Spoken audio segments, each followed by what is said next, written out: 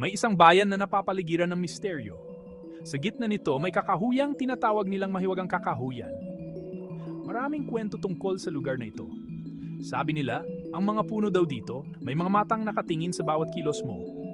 Ang iba naman, naniniwala silang may mga diwata at engkantong nagbabantay dito. Pero ang pinakasikat na kwento ay yung tungkol sa mahiwagang balon na nakatago sa puso ng kakahuyan. Ang balon daw na ito, kaya kang bigyan ng kahit anong gusto mo. Pero kailangan mo munang malagpasan ang mga pagsubok ng mga nilalang na nakatira sa mahiwagang kakahuyan. Dahil sa mga kwentong ito, marami ang takot pumasok sa mahiwagang kakahuyan.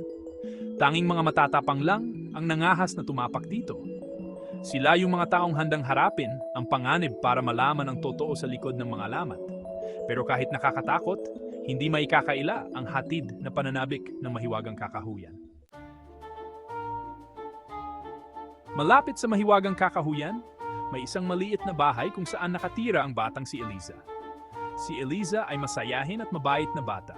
Mahilig siyang maglaro sa labas at mamasyal. Madalas siyang pumupunta sa gilid ng kakahuyan para manood ng mga ibon at paru-paro. Hindi siya takot sa mga kwento tungkol sa mahiwagang kakahuyan. Sa halip, mas lalo pa siyang na-excite at na-curious. Eliza, isang hapon, habang pauwi ako galing sa eskwelahan, nakasalubong ko ang isang lola na umiiyak. Nilapitan ko siya at tinanong kung bakit siya umiiyak. Lola, nawawala ang anak ko.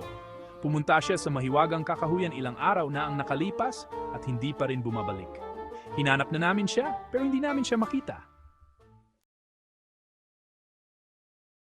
Naawa si Eliza sa matanda. Alam niyang kailangan niyang tumulong. Kahit bata pa siya, matapang siya at determinado. Eliza, tutulungan ko po kayong hanapin ang anak ninyo. Maraming salamat, iha. Ito ang huling bagay na suot anak ko bago siya mawala.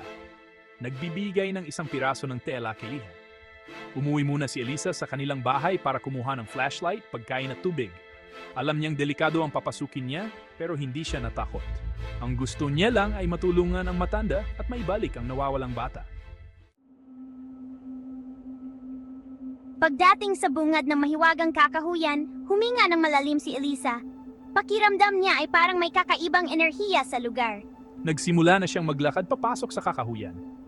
Habang papalalim siya ng papalalim, mas lalong dumidilim. Ang mga puno ay nagtataasan at ang mga sanga nito ay parang mga kamay na gustong hulihin siya. Pero hindi natakot si Eliza. Patuloy lang siya sa paglalakad at pagtawag sa pangalan ng nawawalang bata. Pinilit niyang huwag matakot. Alam niyang kailangan niyang maging matapang para sa bata at sa matanda. Habang papalubog na ang araw, nakarinig si Eliza ng kakaibang tunog. Parang isang maliit na batang umiiyak. Sinundan niya ang tunog hanggang sa makarating siya sa isang clearing.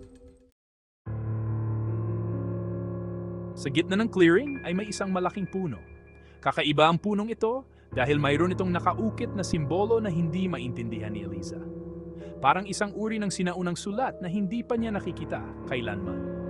Lumapit siya sa puno at sinubukang hawakan ang simbolo. Bigla namang umihip ang malakas na hangin. Napaatras si Eliza at napapikit dahil sa alikabok at mga dahon. Nang dumilat si Eliza, napansin niya na nag-iba na ang paligid.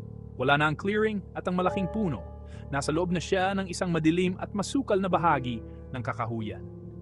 Hindi niya alam kung paano siya napunta rito. Lumakas pa ang hangin at nagsimulang kumulog at kumidlat. Biglang dumilim. Hindi na makita ni Eliza ang dinadaanan niya. Nanginginig na sa takot si Eliza. Gusto na niyang umuwi, pero hindi niya alam kung paano. Napaupo na lang siya sa lupa at niyakap ang kanyang mga tuhod. Ano kaya ang nangyari kay Eliza? Maliligaw na lang ba siya sa mahiwagang kakahuyan? Alamin sa susunod na kabanata.